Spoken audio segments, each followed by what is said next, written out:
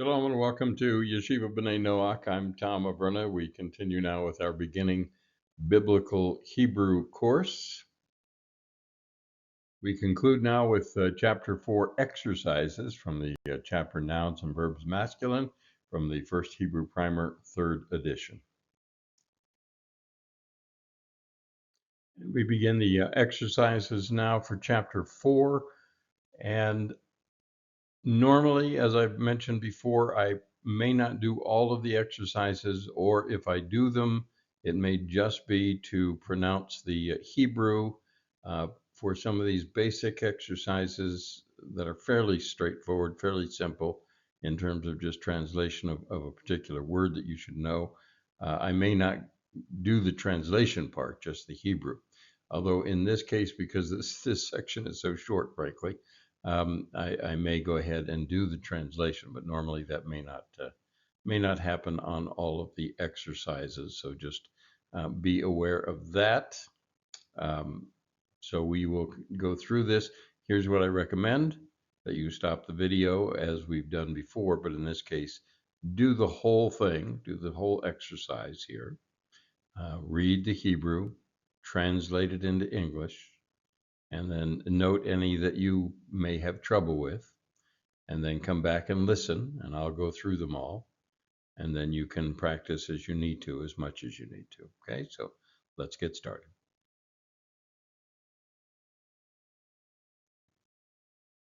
Number 1, Ahmad. Ahmad. He stood.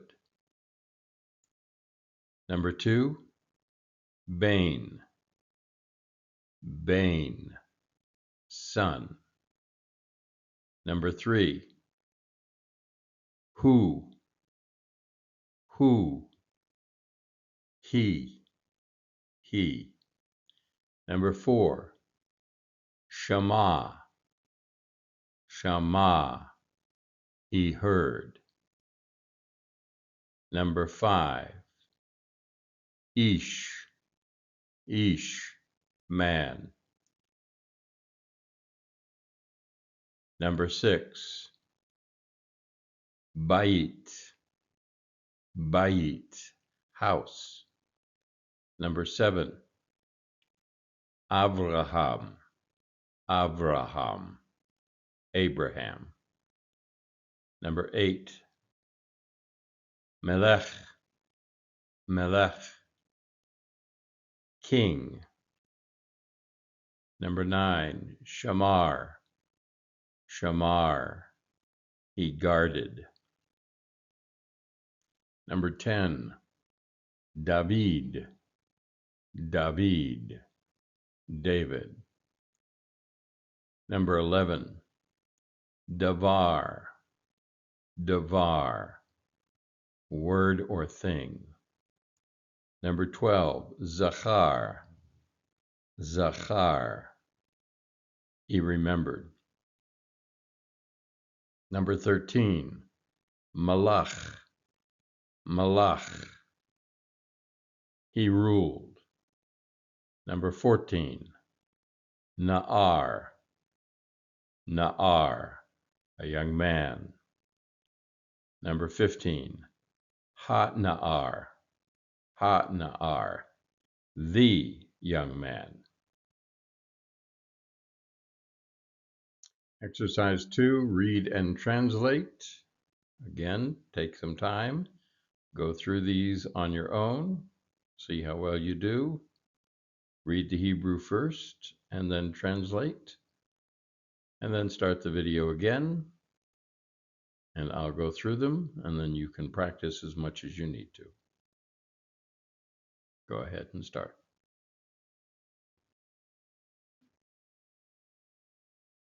Okay, the line, or the first one, Avraham Ahmad. Avraham Ahmad. Abraham stood. Number 2, Shama Avraham. Shama Avraham. Abraham heard. Number 3, Malach HaMelech. Malach HaMelech. The king ruled. Number 4, Bain Ahmad. Bain Ahmad. A son stood. Number 5, Shamar David. Shamar David. David guarded. Number 6, Hu Malach. Hu Malach. He reigned. He reigned. Number 7, Ahmad Bayit. Ahmad Bayit. A house stood. Number 8, Na'ar Zachar. Na'ar Zachar. A young man remembered. 9, Shamar Ish. Shamar Ish. A man guarded. Number 3, exercise 3, I should say. We'll go through this, practice on your own.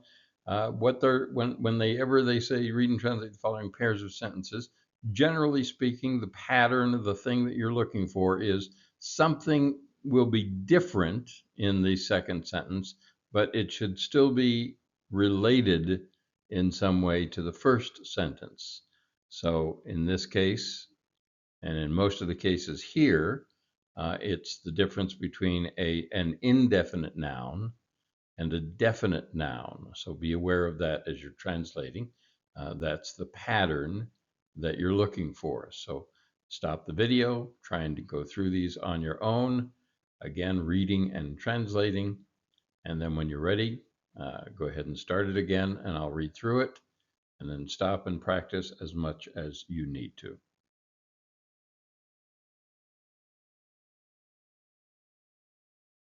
Number 1, Na'ar Shama.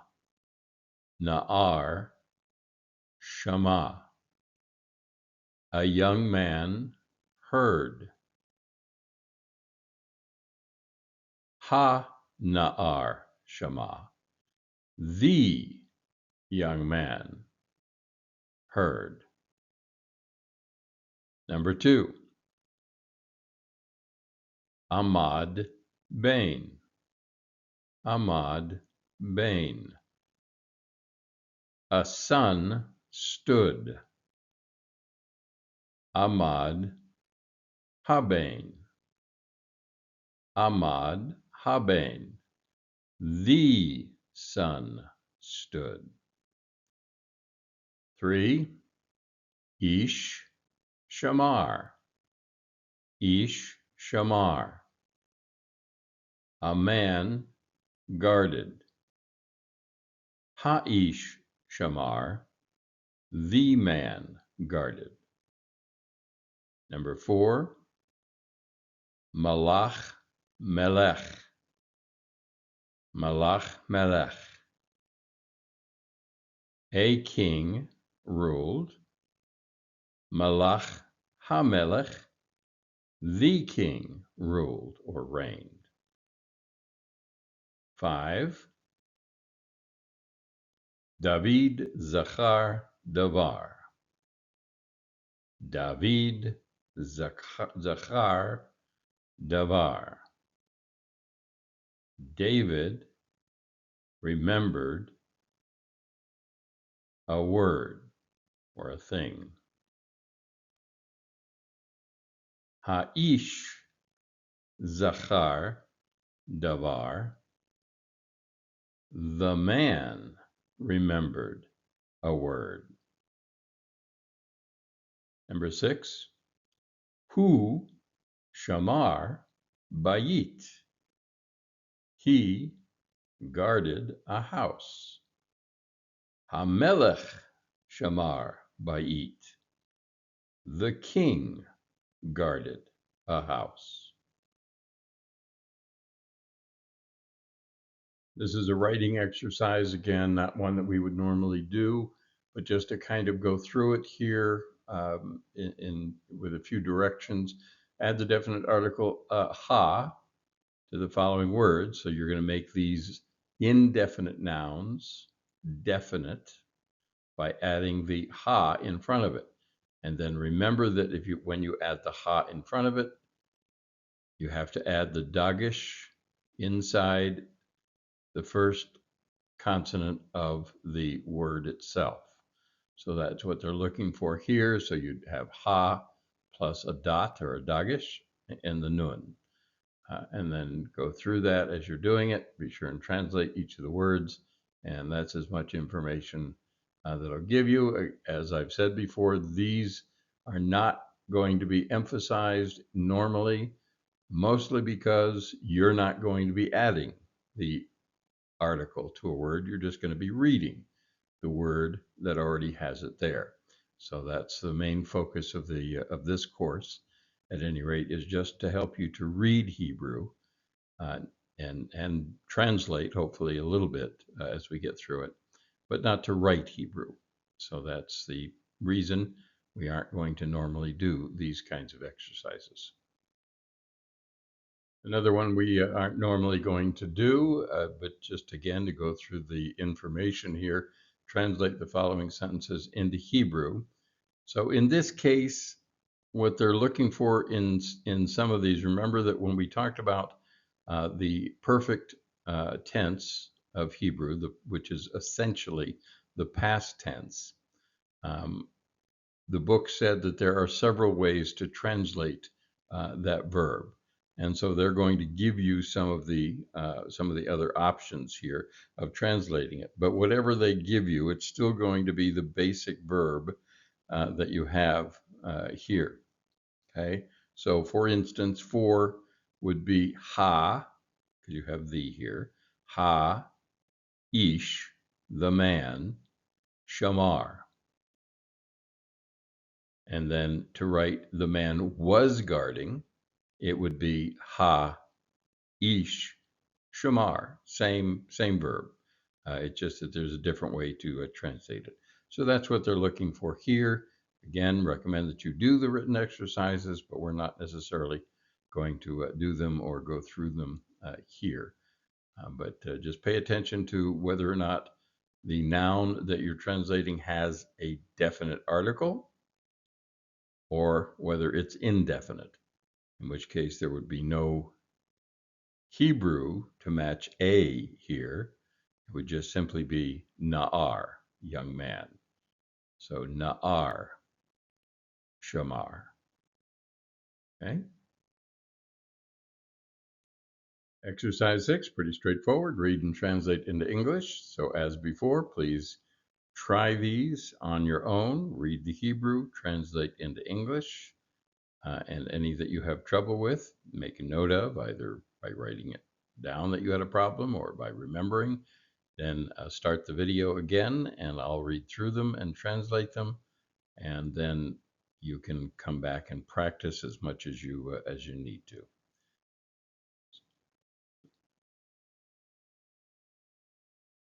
Let's begin with one. Avraham shamar davar. Avraham shama davar. Abraham heard a word. Number 2, Malach David. Malach David. David ruled or reigned. 3, Zachar Hanaar Davar. The young man remembered a word. Bain shamar, Bain shamar, a son guarded. Number 5, Ahmad Hamelech. Ahmad Hamelech. The king stood. Number 6, Zachar hu bayit. Zachar hu bayit.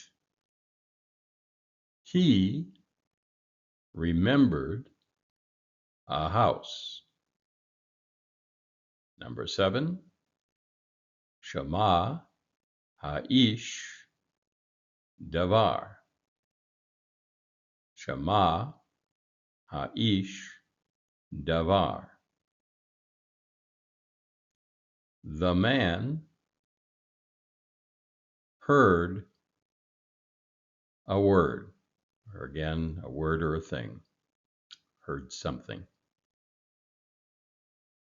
Number 8, Habayit Ahmad. Habayit Ahmad. The house stood. Number 9, Hamelech Malach. Hamelech Malach. The king ruled. And as we mentioned before, just to point this out to you as well, remember that in English it's SVO, subject, verb, object. In Hebrew, the verb can come first, but the object is going to be still in the third position. Now, that doesn't mean the third word necessarily, because these could be phrases, but it'll be in the third position. So it's still, when you're looking for what is the subject and what is the verb, generally speaking, you will look to the first two words or two phrases. Now, the only difference in that is that remember that in Hebrew, you can sometimes do away with the subject if the subject is a pronoun. So you could add that pronoun to the verb and only have one word here rather than two, in which case your object appears as the second word, but it's still technically the third in the third position because the subject is still he, and then the second verb is guarded, and then the object is in the third position. Okay, so just some things to remember as you're looking at a Hebrew sentence. Essentially, it's going to happen in the order that we generally find in English. Now, again, as we get to adjectives, we'll see some differences there. But as far as basic simple sentences, it's the same basic structure as in the English. Okay. Again, another exercise that they're asking you to translate into Hebrew. This is one that we won't normally do, but we'll go through it here in this one since we have a very short section of exercises here. So as you're translating into Hebrew, pay attention to whether it's a definite or indefinite article. So if it has the word the, you replace that with what? You replace the in a sentence with the letter hey. The letter hey would stand right before the word man and making that a definite noun. So ha-ish amad, the man stood. And as you're doing this from English to Hebrew, you can make them all subject, verb, object. It doesn't matter what order you put them in, or if you want to play with the order, you can put the verb first. You could translate this as shamar, ha'ish, bayit, and change the order around, or you can just do ha'ish, shamar, bayit. So that's up to you if you want to get fancy, or if you want to just do the basics, that's fine too. And just remember that your subject and verb are in the first two positions. And if your noun is definite, it has to have the letter hey in front of it, unless it's, as in David, it's a proper noun, in which case you don't need the hey. The proper noun itself becomes definite. Okay, so that would be your exercise 7 translation. I'll let you go through this on your own. Spend the time with it that you need to. At the beginning, it's fine if you have to look up words, but try your best to do this on your own. And you can do these exercises. You can do them verbally. There's nothing wrong with that, but it's good practice to spell them out in Hebrew, to write them out in Hebrew. Again, we're not going to do this in class, but I do recommend that you do that. The thing to remember as you're writing it out in Hebrew is, since you're not really learning to write, you're just learning to recognize the words, then don't worry too much. I hesitate to say this. I don't want to say it's unimportant, but as you're doing this at the beginning, don't worry too much about what vowels necessarily you put under the Hebrew.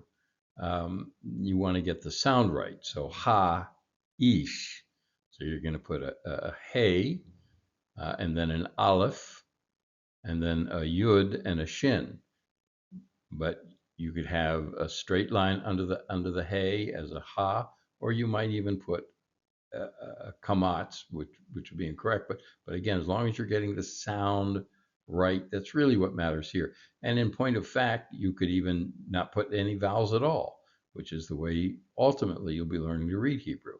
So you could just put hey, aleph, yud, shin, and then ayin, mem, dalet for amad. And go ahead and get a jump on practicing of doing it without vowels. But anyway, any way you want to do it, it's the important part is get that practice in and make sure that you're doing the practice and getting the three ways that you learn. Writing it out accesses the kinesthetic. Hearing it as you're writing it accesses your verbal way of learning, and then seeing it being written is your visual way of learning.